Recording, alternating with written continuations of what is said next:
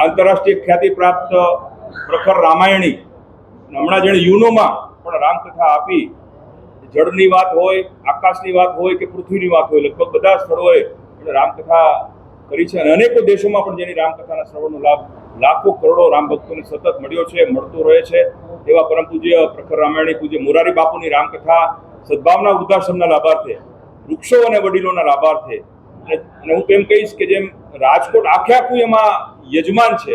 12 વર્ષ પછી રાજકોટ એટલે કે રામકોટના આંગણા પવિત્ર પ્રસંગ, એક આનંદનો આપણે અવસર, સત્યપ્રેમ કરુણાનો અવસર થવા જઈ રહ્યો છે. તારીખ 23મી નવેમ્બરે સાંજના સમયે પોથી યાત્રા યોજાશે. ત્યારબાદ 24 થી લઈને 1 તારીખ સુધી દરરોજ વહેલી સવારથી લઈને બપોર સુધી રામકથાનો આનંદ પૂજ્ય મોરારી બાપુ આપણને સૌને રસપાન કરાવશે. અમારે સૌની ખાસ કરબદ્ધ વિનંતી અને આમંત્રણ છે. આ પ્રસંગ તમારો છે, આ પ્રસંગ મારો છે, આ પ્રસંગ આપણો છે. કથામાં આવેલ એક પણ રામ ભક્ત પ્રસાદનો લાભ લીધા વગર ન જાય તેવી પણ અમારી કરબદ્ધ આપના લોકપ્રિય માધ્યમથી સૌને વિનંતી છે. દરરોજ 1 લાખ લોકો રામકથાનો પ્રસાદ લે એવી પણ અમારી ભગવાન અમને અમે પ્રાર્થના કરીએ છીએ, અમને નિમિત્ત બનાવે. ખાસ કરીને જે આબાલ વૃદ્ધો છે, વડીલો છે, પ્રજ્ઞાચક્ષુ બહેનો છે, દિવ્યાંગ બાળકો છે, પથારીવશ પ્રકારના વડીલો છે, તેના માટે પણ ત્યાં વિશેષ વિભાગ કરીને તેઓ પણ રામકથાના દર્શન કરી શકે એવી પણ એક વિશેષ વ્યવસ્થા કરવાનો આપણા સૌનો સામૂહિક પ્રયત્ન છે. 4000 જેટલા સ્વયંસેવકો આ સમગ્ર રામકથામાં અને એને ક્ષતિશૂન્ય બનાવવા માટે ખડે પગે રહેવાના છે. સૌરાષ્ટ્રના અલગ અલગ ગામો અને શહેરોમાંથી પણ બધા આવી શકે તેના માટેની પણ વિશેષ પરિવહન વ્યવસ્થા કરવાનો અમારો વિનમ્ર પ્રયાસ છે. સમગ્ર સરકારી તંત્ર, ચાહે કલેક્ટર તંત્ર હોય, રાજકોટ મહાનગરપાલિકા હોય, ડીડીઓ સાહેબ હોય કે કોઈ પણ, ખૂબ સુંદર સહયોગ બધાનો મળે છે. સિટી બસોનું પણ આ આયોજન થાય એવો પણ અમારો તે દિશામાં પ્રયત્ન રહેશે. અને ખાસ કરીને કથામાં માત્ર રામકથા કે માત્ર સદભાવના વૃદ્ધાશ્રમની સેવા એટલું જ નહીં, પણ દરરોજ રક્તદાન કેમ્પો થાય, અંગદાનના સંકલ્પો થાય. સમગ્રપણે આ એક આખું સમગ્ર વિશ્વને કંઈક આનામાંથી બેનિફિટ થાય. અને જેમ વિજયભાઈ વાત કરી કે વૃદ્ધાશ્રમે કોઈ આવકાર્ય વ્યવસ્થા નથી જ, પરંતુ જેનું કોઈ નથી તેને રાજકોટ ના પાડે, એને સદભાવના વૃદ્ધાશ્રમ ચરણ સ્પર્શ કરીને આવકારી શકે એટલા માટે કે કોઈ રોતા આવ્યું હોય અહીંયા હસતા અહીંયા સ્થાયી થાય એવો વિનમ્ર પ્રયાસના ભાગરૂપે આ 5000 વડીલોના કાયમી આજીવન નિવાસ સ્થાન માટે આ વ્યવસ્થા આપણે સૌએ નિમિત્ત ભાવે ઊભી કરી છે. અને આ એક સમાજમાં આપણે વૃદ્ધાશ્રમ વિહીન વ્યવસ્થા ઊભી થાય, જનરેશન ગેપ ઓછું થાય, ડિપ્રેશન, ડાયવોર્સ, સુસાઇડ ઓછા ઘટે એવા પ્રકારના પ્રકલ્પો પણ આ સમગ્ર રામકથામાં એ પણ એક આખું એક વિસ્તૃત આયોજન છે. સમગ્રપણે આ એક માત્ર જે બાપુની 946 રામકથા થઈ છે એ પ્રકારની એમાં એક નંબર ગેમ કે ઉમેરો કરવા માટેની આ વાત નથી, પણ ખરા અર્થમાં એક વૈશ્વિક રામકથા બને એવો અમારો વિનમ્ર પ્રયાસ છે. આ ખિસકોલી કર્મના ભાગરૂપે આ કર્મ થઈ રહ્યું છે. અને આપ સૌ પણ પત્રકાર મિત્રો ખૂબ સુંદર સહયોગ મળ્યો છે, તે બદલ પણ અમે ઋણ સ્વીકાર કરીએ છીએ. અને આ 23 થી લઈને 1 તારીખ સુધી સમગ્ર વિદેશમાંથી પણ 10,000 જેટલા ભાવિકો રામકથાનું શ્રવણ કરવા માટે અહીં આવશે તેવી અમારી પરિકલ્પના છે. અને તેની સંપૂર્ણ વ્યવસ્થા પણ આપણે ત્યાં કરવાના છે. આપ સૌને ખ્યાલ છે કે સમગ્ર સમાજના સહકારથી, આપ સૌના સહકારથી છેલ્લા 8 વર્ષથી રાજકોટમાં ખાસ કરીને જે બીમાર હોય, નિરાધાર હોય, પથારીવશ હોય, ડાયપર પર હોય, કોમામાં હોય તેવા 600 જેટલા વડીલો માટે નિઃશુલ્ક અને આદરભેર વ્યવસ્થા સાથેનું વૃદ્ધાશ્રમ ચલાવી રહ્યું છે. અત્યારે આપ સૌ પત્રકાર મિત્રોના સહકારથી આનો વ્યાપ અને વિસ્તાર એવો વધ્યો છે કે સમગ્ર દેશભરમાંથી પૂછપરછ આવે છે કે અમારા આ વડીલ આ તકલીફ છે, આમ છે, તેમ છે. તો આવા વડીલોને રાજકોટની પરંપરા મુજબ આપણે ના ન પાડવી પડે અને ચરણ સ્પર્શ કરીને આપણે આવકારી શકીએ તેવા ઉમદા અને પવિત્ર આશયથી રાજકોટના જામનગર રોડ ઉપર રામપર ખાતે 30 એકર જગ્યામાં 5000 વડીલોને આપણે ચરણ સ્પર્શ કરીને આવકારી શકીએ તેવી વ્યવસ્થાના નિર્માણ માટેનું કામ શરૂ થઈ ગયું છે. આખો પ્રોજેક્ટ આપ સૌને ખ્યાલ છે કે 300 કરોડ રૂપિયાનો છે. અને આ કોઈ એક વ્યક્તિ, કોઈ એક સંસ્થા કે કોઈ એક સમાજનું કામ નથી. પૂજ્ય પ્રખર રામાયણી પૂજ્ય મોરારી બાપુએ આ પ્રોજેક્ટ અંગે જાણ્યું, ભૂમિપૂજનમાં પણ તેઓ પધાર્યા હતા, ત્યારે તેમણે સામેથી એવું અમને વચન આપેલું કે આ પ્રોજેક્ટના લાભાર્થે, શુભાર્થે હું એક રામકથા આપને રાજકોટને આપીશ. અને આપણા માટે આનંદની વાત છે કે 12 વર્ષ પછી રાજકોટમાં સદભાવના વૃદ્ધાશ્રમના લાભાર્થી એટલે કે વૃક્ષો અને વડીલો, વૃક્ષારોપણની પ્રવૃત્તિ પણ એટલી જ અગત્યની છે. વૃક્ષો અને વડીલો માટે પૂજ્ય મોરારી બાપુની 947મી રામકથા અહીં રાજકોટના હાથસમા રેસકોર્સ વિસ્તારમાં આગામી તારીખ 23 નવેમ્બરથી તારીખ 1 ડિસેમ્બર સુધી થવા જઈ રહી છે.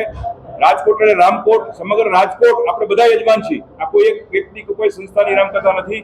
સમગ્ર રાજકોટ ધુમાડા બંધ પ્રસાદ લે તેવી પણ જે નિમિત્ત આયોજકો છે તેની વિનમ્ર ભાવના અને આમંત્રણ પણ છે. ભજન, ભોજન અને સેવાનો ત્રિવેણી સંગમ, અને ખાસ કરીને નવેમ્બરમાં સિઝન પણ ખૂબ સારી હશે. એટલે વિદેશથી પણ હજારો બિનનિવાસી ભારતીયો, બિનનિવાસી ગુજરાતીઓ આ કથાનો શ્રવણનો લાભ લે એવી પણ અમારો વિનમ્ર પ્રયાસ છે. હિન્દુ ધર્માચાર્ય મહાસભાના આંતરરાષ્ટ્રીય સંયોજક પરમ પૂજ્ય પરમાત્મા સરસ્વતીજીનું પણ સતત માર્ગદર્શન અને હું સંસ્થાને એક હોબી તરીકે મળતું રહ્યું છે. આનંદની વાત છે કે યોગ ગુરુ પૂજ્ય બાબા રામદેવ, ગાયત્રી પરિવારના ડૉક્ટર ચિન્મયજી, ગીતા મનીષી જ્ઞાનાનંદજી મહારાજ, પછી આપણા પૂજ્ય આચાર્ય દેવવ્રતજી, પછી પૂજ્ય મોહન ભાગવતજી સહિતના અનેક મહાનુભાવો, સંતો, મહંતોને આપણે આમંત્રણ આપી ચૂક્યા છે. ઘણાનું કન્ફર્મેશન પણ આવી ગયું છે. વિશ્વ હિન્દુ પરિષદના આંતરરાષ્ટ્રીય અધ્યક્ષ આરોપ કુમારજી પણ પધારવાના છે. હજી ઘણા બધા વડીલોને આમંત્રણ અપાઈ રહ્યું છે. એ બધા પણ અહીંયા આવવાની પૂરેપૂરી શક્યતા છે. હું વિજયભાઈ ડોબરિયાને વિનંતી કરીશ કે સમગ્ર આયોજન અંગેની રૂપરેખા સ્પષ્ટ કરી. 15મી ઓગસ્ટ 2015 અમે આ વૃદ્ધાશ્રમની શરૂઆત કરી છે કે જેને દીકરા ન હોય, આખી જિંદગી કામ કર્યું હોય, કોઈ ચોકીદાર તરીકે હોય, કોઈ રેકડી ચલાવતા હોય, કોઈ કામવાળા બેન તરીકે કામ કરતા હોય, કોઈ સિંગ વેચતા હોય, આવા હજારો લોકો આખા ભારતમાંથી હોય કે જે અનમેરિડ હોય અથવા તો દીકરા ન હોય, અને 70 વર્ષની ઉંમરે કેન્સર થાય તો ક્યાં જાય, એને પેરાલિસિસ થાય તો એના ડાયપર કોણ બદલાવે, આવું વિચારી અને અમે આ વૃદ્ધાશ્રમની શરૂઆત કરી. 5 વડીલોથી શરૂઆત કરી હતી અને અત્યારે 600 થી પણ વધુ વડીલો છે અને એટલા બધા એડમિશનો આવે છે. તો આ એક પીપળિયા ભવન છે, આવા બીજા 3 બિલ્ડિંગ, એટલે ટોટલ 4 બિલ્ડિંગ બધા ફૂલ છે. એટલે અમે વિચાર્યું કે આખા દેશમાંથી જેને દીકરા નથી, અનમેરિડ છે, આવા ગમે એટલા નિસંતાન વડીલો આવે બીમાર, તો એને ના ન પાડવી પડે એટલા માટે પડધરી પાસે 30 એકરમાં 5000 વડીલો માટેનો અમે આ આશ્રમ બનાવી છે, જેમાં 7 વિંગમાં 1400 રૂમ હશે અને ગમે એક હોસ્પિટલથી માંડીને તમામ સુવિધાઓ હોય એવો 300 કરોડના ખર્ચે આ આશ્રમ બનાવી છે. લગભગ 1 એપ્રિલથી એક વિંગ તો શરૂ પણ થઈ જશે. અત્યારે એક બિલ્ડિંગ તો તૈયાર પણ થઈ ગયું છે, 1 એપ્રિલથી શરૂ થઈ જશે. તો આ આખો પ્રોજેક્ટ પૂરો થાય એટલા માટે ખાસ બાપુ આખી કથાના માધ્યમથી સદભાવના વૃદ્ધાશ્રમ નવનિર્મિત ભવનના લાભાર્થે એક આ રામકથાનું આયોજન કરેલ છે. આ કથા વિશે આખું મિત્તલભાઈ ચર્ચા કરશે. હું જે સંસ્થા વિશે, નવા બિલ્ડિંગ વિશે ચર્ચા કરીશ કે આખા દેશમાંથી, અલગ અલગ રાજ્યોમાંથી પણ આવા પથારીવશ વડીલો આવે. દેશના બધા વૃદ્ધાશ્રમો કે ગામના અંતરિયાળમાં ક્યાંય વૃદ્ધાશ્રમ છે ને એની પાસે પથારીવશ રાખવાની સુવિધા નથી, તો ત્યાં પણ જેટલા વડીલો પથારીવશ થાય એ પણ બધા સદભાવના વૃદ્ધાશ્રમમાં આવી શકે એટલા માટે અમે 5000 વડીલો માટેની આ સુવિધા ઊભી કરી છે. ઘણા બધાને એમ થાય કે વૃદ્ધાશ્રમ ન હોવો જોઈએ, વાત સાચી છે, પણ જેને દીકરા નથી, મિલકત નથી, ઘરનું મકાન પણ નથી, એને કોણ સાચવે?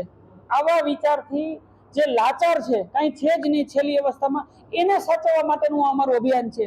અને હવે તો અમારું એ અભિયાન છે કે આખા દેશમાંથી અમે આવકારીએ છીએ અને એકદમ રિસ્પેક્ટ યુનિક અમારે માવતર જોઈએ છે, આ અમારી ટેગલાઇન છે. અને આના જ લાભાર્થે આ આખી કથાનું આયોજન કરેલ છે.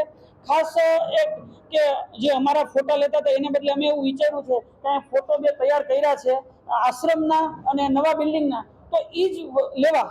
આ આખી કથા વ્યક્તિગતને બદલે સદભાવના વૃદ્ધાશ્રમ અને ધાર્મિક બને કે મારો ફોટો મૂકવો કે અમારો મૂકવો, એના કરતાં સદભાવના વૃદ્ધાશ્રમ અને મોરારી બાપુ કે જે કાંઈ આ ધાર્મિક ફોટા મૂકશો તો અમને વધુ ગમશે. ક્યાંય વિજય ડોબરિયા કરતાં સદભાવના વૃદ્ધાશ્રમ લખાય અને અમારી પાસે આ ફોટો આમાં પણ આપ્યો છે અને તમને PDF કે JPG ફાઇલમાં પણ આપશું. તો શક્ય બને તો આ ઓડિયન્સના ફોટા ન મૂકવા અને રામકથાને લગતા અને અમારા નવા નવનિર્મિત બિલ્ડિંગના ફોટા અમે આપેલા છે, તો એ જ પબ્લિશ કરશો તો લોકોને અમને જોવા કરતાં સદભાવના અમને જોવામાં વધુ રસ પડશે.